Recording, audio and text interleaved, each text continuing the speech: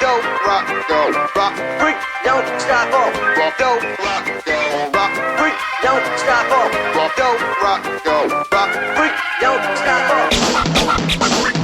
Who put the ball in the Wednesday night? Who put the ball in the Wednesday night? Who put that ball in the Wednesday night? Super Tyrese Campbell. That was Shaun Needham, and this is the Sheffield United podcast. I'm Matt, and here as the CJ Stroud to my Drake May, it's Jonny. Good evening. So normally we'd review a couple of matches in one go, wouldn't we, Jonny? But yesterday was a little bit mental, the Charlton match. So we thought we'd squeeze a Sunday night reviewing of that, as we've got another two games later this week. We go away to Southampton on Wednesday, and we play Ipswich at home on Saturday in a much overdue home league game. Plan for tonight, we're going to review the Charlton match, including the very, very questionable refereeing decisions that existed within that game. And then we'll preview the next two, and you're going to stick your player ratings in as well, aren't you, Jonny? Does that sound all right for you? Yeah. Perfect. It does. Let's nail it. So, United went to Charlton yesterday. We're recording this on Sunday night. Might drop it tomorrow morning. Just depends how fast we can work. But United lined up, decent lineup for us. Cooper in goal, McCallum at left back, Bindon and Tanganga were the two centre backs. Sariki at right back, Brooks, Samari, Arblast at O'Hare, Bamford and Cannon. I was fairly happy with that lineup, weren't you? Seemed about as good as we could put out at the minute, and most people in form. Peck made a welcome return to the bench as well. Tom Davis was on the bench, so was Kai Jana Herve. And then we also had Hamer, Ings and Campbell on the bench, and me had made a return to the bench as well for a league game. So it was as good a squad, really, and as good a side as we could put out for this one. United, in a nutshell, absolutely battered them, didn't we? Until we went down to 9 men. So, spoiler alert for people who don't know, United got 2 players sent off in the first half. We started really well. First controversial moment of the first half was Bamford burst through, didn't he? Got 2 hands in the back, it seemed, from their defender. Was it Anderson following him back? Just decided to follow him and just push him over. What did you reckon on that? Yeah, it's a Stonewall penalty, isn't it? I think Bamford's reputation is the reason we didn't get it. Mm-hmm. However, it's a Stonewall penalty, and it just set tone for the game, didn't it, of us not getting anything really out of referee. Yeah, that was the thing. The ref didn't give us much. I mean, the ref was just poor. Full stop. I mean, we'll get into a couple of the other decisions a bit later on, but Corner's so fussy, wasn't he? Stopping things, not letting the ball come in, keep telling people off. Then he'd give a very soft free kick to let the defensive side out of pressure. United proceeded from there to absolutely batter Charlton. Bamford missed a great chance where he got put in, didn't he, by O'Hare, and he should have really scored that one. Great save from Kaminski. Cannon missed a really good chance. Again, it was another good save from Kaminski. We hit the post from Samari. Brooks blazed one over the bar. Brooks blazed another one over the bar. Arblaster had a decent chance. Bindon looped one from a corner that should have gone in. I mean, the corner count in the first half, I can't think how many we actually had in that first half. I mean, the stats for the game, we had... we got 7. I think obviously most of them would have been first half. I think looking at what happened second half, we just absolutely penned them in, didn't we? Charlton couldn't get out and couldn't cope with us. And then Samari did what Samari does. Took a very loose touch in midfield and proceeded to just crunch down on the Charlton player's ankle, and he left the field on a stretcher with what looked like a fairly serious injury. What did you reckon to that one, Jonny? Yeah, I think context of the game, it's a red card. I can't argue with that. It was from him, a poor touch. But my argument is the one on McCallum that was 15 minutes before is also an ankle breaker, or definitely a metatarsal breaker. Yeah, Studs are up, and it's bad. I've not seen it back, the McCallum one. I mean, it wasn't great. At the time when I first saw it, I thought, oh, it's definitely yellow that, and then he just didn't. Just told him to calm down, didn't he? That summed up Langford's performance for me. Oli Langford was the referee, and he just was so inconsistent, fussy, random in his approach. Really wanted to make himself a bit centre of attention, didn't seem in charge. And I don't go in on referees very often at all, but there was definitely a lot of that from him yesterday. So he sends Samari off. I couldn't debate Samari's red card at all. I thought it was awful, the tackle. And like you said, he's not gone in with 2 feet to try and deliberately hurt him. It's possibly, if we're being generous to Samari, clumsy more than anything, but it's nasty, isn't it? It was one of those that could have done some serious damage. Straight over the top of the ball and into the bottom of his leg. United. So Tanganga then starts arguing with the referee about it. So did a few of the players. Samari goes off. A few minutes later, Tanganga goes flying in for a header with his arm raised, and Langford just runs straight over and sends him off. Now, I said to Chris, and he's referenced this in the article this morning, that my frustration with Tanganga is you could see that the referee was having one of those days where he was desperate to prove he was in charge. Don't allow him to make a decision. Don't put yourself in any kind of position where he could make a decision which is possibly going to be wrong. I don't think it's a red card by any stretch. It's definitely not a red card, and it's a soft yellow. Tanganga just goes in with a lot of force, doesn't it, to win a header. What are you going to say on it? I cannot believe the people who said he led with the elbow. It was the back. It was his hand that hits him in the back of the head when he jumps, not his elbow. Yeah. So to say that it's an elbow is wrong. It's the speed of it. But what annoyed me was the ref was that quick to get the red card out. The player had not even hit the floor. Ref dropped the red card because he was fumbling him out. Weren't that Samari's who dropped the red card? No. With that one? Tanganga's. Wow. Yeah. It's not a red card. It's really not a red card. I just get frustrated, as everyone knows. I've said it a few times. I get frustrated with Tanganga because as the captain, you just sometimes want that little bit more. And we needed it. We needed just a calm few minutes there. And I get that, your blood's up and you're annoyed. And he'd had a proper shouting match with the ref, I think, and the ref had put like his hand on Tanganga, which had obviously wound him up as well. Just don't put yourself in that kind of position by doing anything. Half time then came. Ref got a load of abuse from the Unitedites. The Unitedites, got to say, they were incredible. You could hear them on my stream, clear as day. Absolutely brilliant they were. And I messaged Big Russ, who were there, and he said it had been a fantastic atmosphere. Charlton brought on my favourite player, Lyndon Dykes, who I think's absolutely terrible as a footballer. He came on, ends up with an assist, and I think to be honest, the only reason he even gets an assist is because we ended up playing McCallum at centre half, didn't we, at half time, because we'd obviously had to make that many changes to try and shore it up with being down to 9 men. Me had come on, Burrows had come on, Peck had come on. We pretty much give up attacking. And then Bindon was, I think Wilder said at the end, and he was sick, he got a virus. So he wasn't very well, and he'd ended up throwing up at half time and had to come off.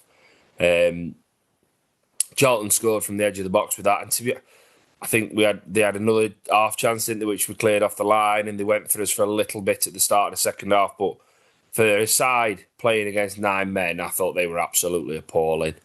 They really were. And the 9 men that we had in that second half, to a man, really did their absolute best, didn't they, Jonny? I can't fault that. I know a few people have criticised bringing Campbell on rather than Ings, but I think Campbell, even though he's out of form and we haven't been happy with his fitness, I think he's still got that extra bit of pace as opposed to Ings, and he can finish really well. and obviously Hamer can score something from nothing. So they were logical substitutions for me. Get those two on with their quality. You want to say about the match then now, Jonny, before we jump into your player ratings? Yeah, I'm disappointed, obviously, Riderville not playing. Picking up that injury on Friday. I believe it was last action of training Friday. Yeah, referee spoiled a good game in first half. I still believe we win the game with 10 men. Yeah. Never mind 11. Criticism of United in first half is we need to be more ruthless. Get the game 2-0 up, and then I don't think that happens anyway. Charlton are probably the worst side I've seen this season. They're absolutely awful. That's a stretch. I mean, we've seen Portsmouth and we've seen Wednesday. They played against 9 men, and did they have one shot on target? Oh, they were absolutely appalling. I mean, I think their XG is 0.89 against 9 men. It's awful. And to be fair, the cynical, dirty play second half from them against 9 men was just embarrassing. It's just embarrassing. I mean, I know you do anything to win a game, but come on. Yeah, I think obviously Binder not coming back out at half time was big because they brought Dykes on. They were just going to pump it. Yeah. It was the only thing McCallum did wrong all game, really. He didn't win that header. Yeah, I agree. But I think McCallum were outstanding. I thought Burrows were great when he came on as well. Ben Mee were wondering, had his legs gone from watching him at Mansfield game, but he were brilliant again. Yeah, he did. He had a great game, Ben Mee. The thing that obviously helped Ben Mee was how deep we were. He's not got to do a lot of running. He's just got to use his head and positioning and so. Yeah, and I think it's one of them defeats where you're gutted. They've obviously lost, but it looked like it galvanised players and fans. So hopefully it's something that they can kick on, get a positive result at Southampton, and then back it up and hopefully change the atmosphere at home to Ipswich, where we know atmospheres have been poor at Lane this season, haven't they? Yeah, they have. I mean, it was a strange game, really, because even though we've lost 1-0, I think the performance was right up there in that first half. It's just, as you say, your only criticism is we didn't score. I was watching game with my dad, and I says this is very similar to the Stoke away game. First half. Yeah. Very similar to that performance. Controlling the game and looking good and comfortable. I mean, doing my player ratings, I mean, we had 9 men, you expect it to be backstep wall, but Cooper, you can't give him more than a 5 because he's done nothing. Yeah, agreed. He's had nothing to do. Yeah. So, yeah, agreed. Yeah. So, well, you've already started, so do you want to carry on with your player ratings? So you've gone Cooper a 5. Where do you go next? Cooper a 5. I'm going for McCallum a 8. I thought he was very good. Playing makeshift centre half. Obviously, he's got that athleticism where he can jump and win headers. His corners were really good as well. His corners are decent. Yeah, really good. McCallum an 8. Bindon, steady 6. Looked okay first half. Obviously went off ill second half. Tanganga a 5. He lets the referee make the decision. Yeah, it gives him something to make. It's not a red card. No, it's not. It gives him a decision to make, which, it's probably a little bit of naivety in the context of the game. I think if he does that after half time, it wouldn't have been a red. Yeah, agreed. It was at that moment because he just had that big argument with the referee. Yeah. He told ref to get off him, didn't he? Because pushed him back. Don't give him anything. And the pace of it and everything, it allowed him to make a decision. Yeah. Sariki, a solid 7. Thought he was good. He was energetic, up and down. Worked really hard.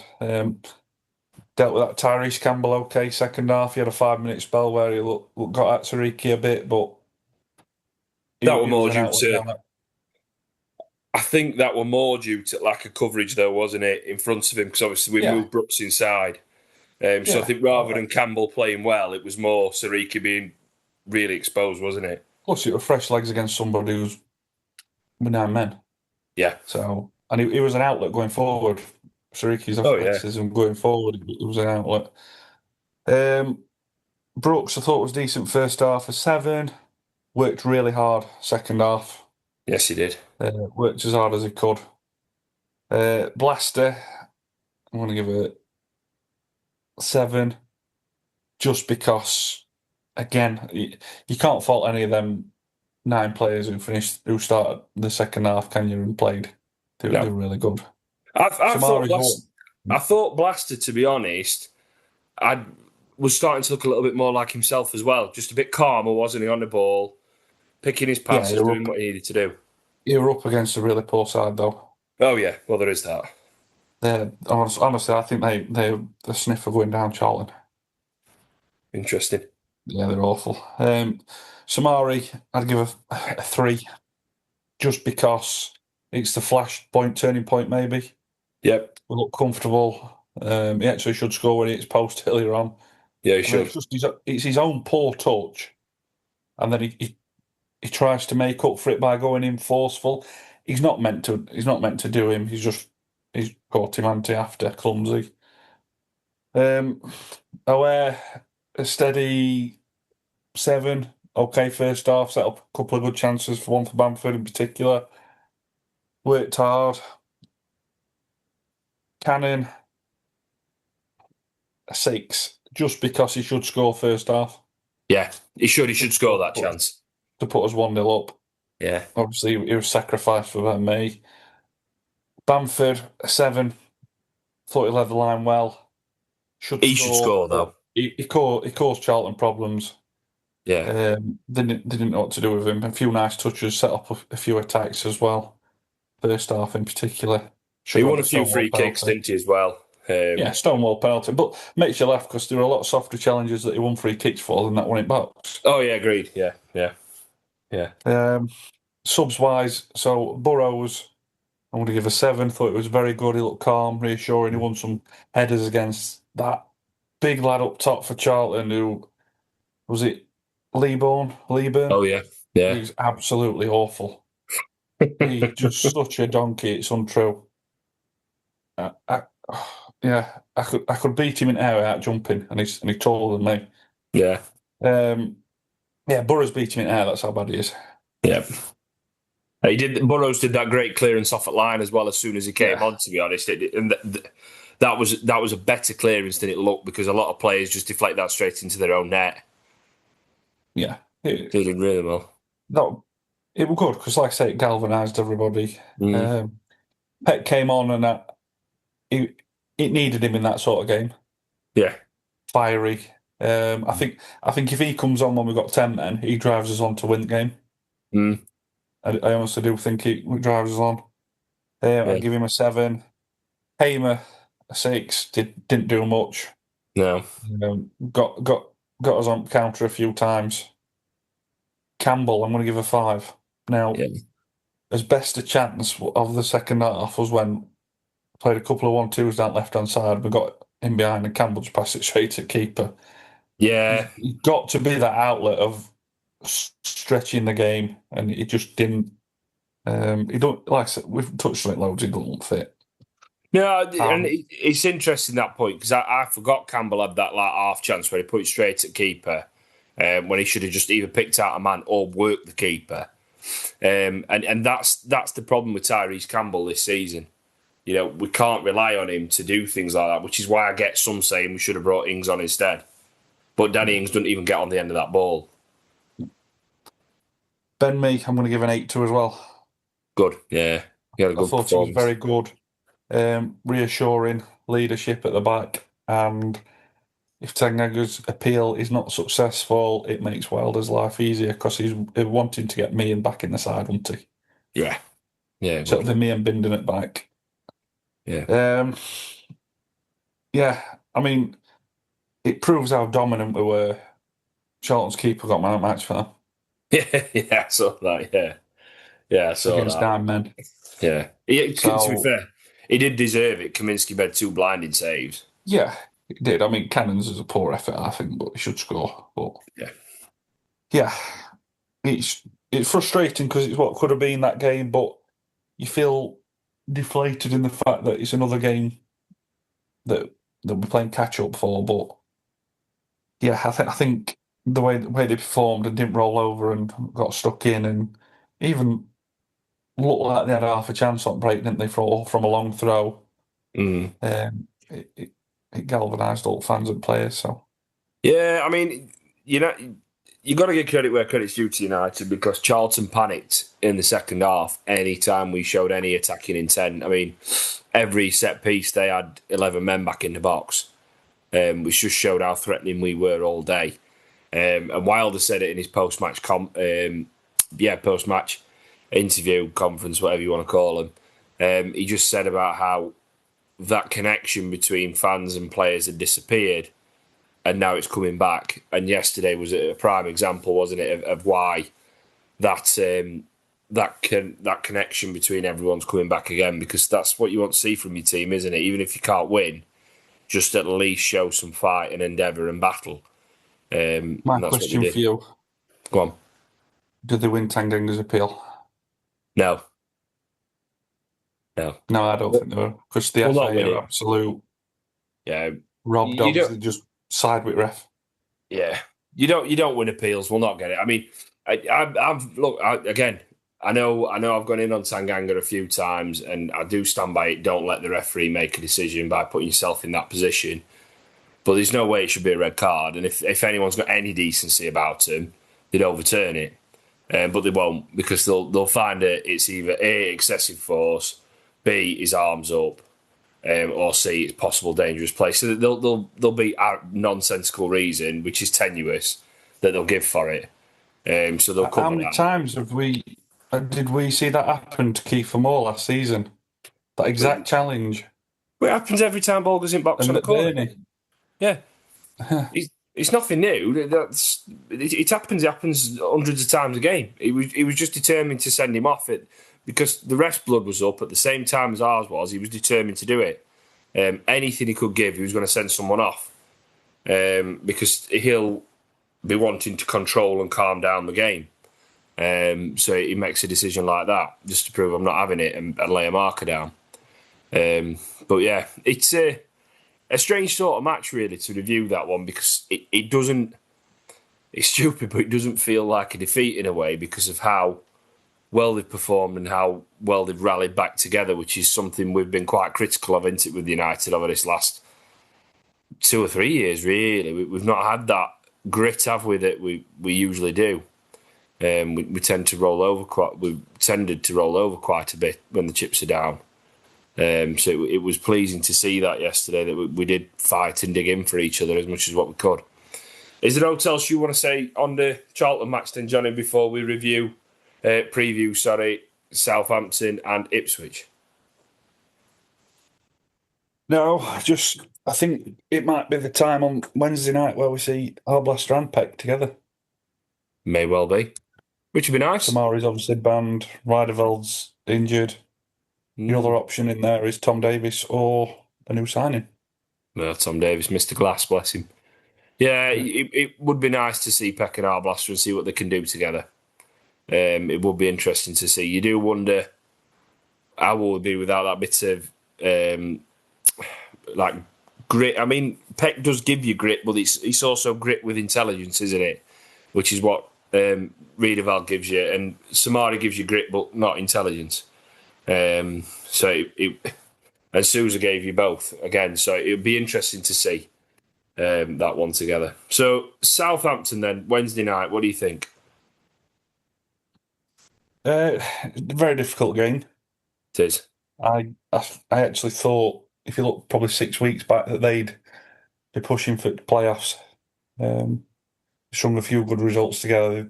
They've got a very good squad. Very similar to us at the start of the season. Didn't want to play for the manager. Didn't want to play for Will Still. Obviously, ours didn't want to play for that moron we had in charge. And they were very fortunate at Bramall Lane. Probably the only way the only ref that's been worse than Mr. Langford this season, and that one at Rubber Lane we had Yeah. against Southampton. And yeah, I think they've got a few injuries. They're on a bad run of form. Lost at home to Hull Saturday. Well, they're woefully out of form. I mean, they haven't won a league match since they beat West Brom. And that's quite a while ago. Yeah. We're a point behind them. So. Yeah, we are. So they are, you're absolutely right. They are woefully out of form at Southampton. So there's a chance there. I mean, Stewart's back, isn't he, though? He scored on Saturday. I take a positive point, personally. A draw that game, and then they'd beat Ipswich, wouldn't they? Oh, they would. I mean, what's interesting is they've lost to Hull, but we're looking at the stats. My word, I mean, Southampton's XG is 2.68. And Stewart's managed to come on and score. They had 8 corners. They had 67% at ball, and Hull had 3 shots on target and scored twice. So, yeah, I think they should have battered Hull, but yeah, they're woefully out of form. Southampton. Similar to you, I'd take a point. It's just we're not getting anything at Charlton now. There's a little bit of pressure on if we are going to make a run for the P word. We probably could do with winning at Southampton, given their form and given our form. We could really do with a win there. I think we'll draw. It'll be a draw on Wednesday. Score draw, possibly 1-1, maybe 2-2. Saturday, then, we play Ipswich. Ipswich, pre-season favourites. They seem to have sorted themselves out a little bit, on a better run of form, up to 3rd in the league. What do you think? Best team in the league for me on paper. Very good squad, experienced squad. I just fancy us against anybody at home. Do you? Yeah, I do. I think it's the sort of game that might get the crowd going as well. Yeah, I think you're right. It's hard. It's hard to call the Ipswich match. I mean, your heart says, same as you, at home. Hopefully people are up for it. Possibly something goes in our favour in the first couple of minutes, or something goes against us and gets everyone riled, and then we go for it. It's a quality side, isn't it? I mean, it's not going to be another 5-0 like it was at their place, because that was a very different set of circumstances, wasn't it, when we went down there and basically just waved the white flag from the start as the players had down tools. But they have got a great side. I think I'll be optimistic. I think we edge it, and I think we win 1-0 or 2-1. I think we edge that. It's going to be very tight, but I could see us edging it against Ipswich to get a decent result. I mean, I'd take 4 points from the next 2. That wouldn't be a bad return at all, would it? And then we've got another tricky one coming up as well with Middlesbrough, haven't we? Just after that. You got something else you want to add about the next couple, Jonny, or else about the window? I mean, we discussed the transfer window and our hopes for it. Do you think we'll get anyone in before Wednesday night? Probably not before Wednesday night, no, but I do think we do need what we touched on last pod: centre back, centre mid, backup keeper, maybe a striker. Yeah, well, I think there's a little bit of urgency creeping in now as well about the centre back and the centre mid, because obviously both will get 3-match bans. Tanganga and Samar. Seen the Ross Barkley rumour. They claim Wilder's got the same agent, haven't they? Although he's injured at the minute. Obviously, big, absolutely quality at this level, but I just can't see it. The Joe Rothwell one for me has got more legs, if that's to be believed. Rothwell, Smallbone, like both. We've spoke about them for years, both of them. Did you see who scored for West Ham Saturday?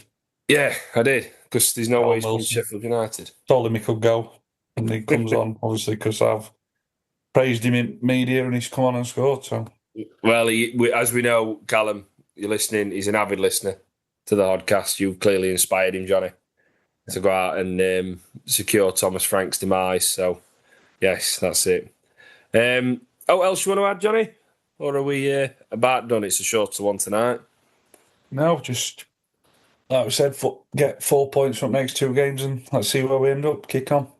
Yeah, that's all we can do. And as we said, if we beat Southampton, we go above him, which is getting us knocking into the top half of the table, which is where we've got to keep going. So, I've been Matt, you've been Jonny. I'll hand us over to Shaun to play us out. There's nothing else to say but up the blades.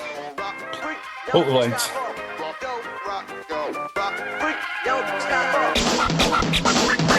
Who put the ball in the Wednesday net?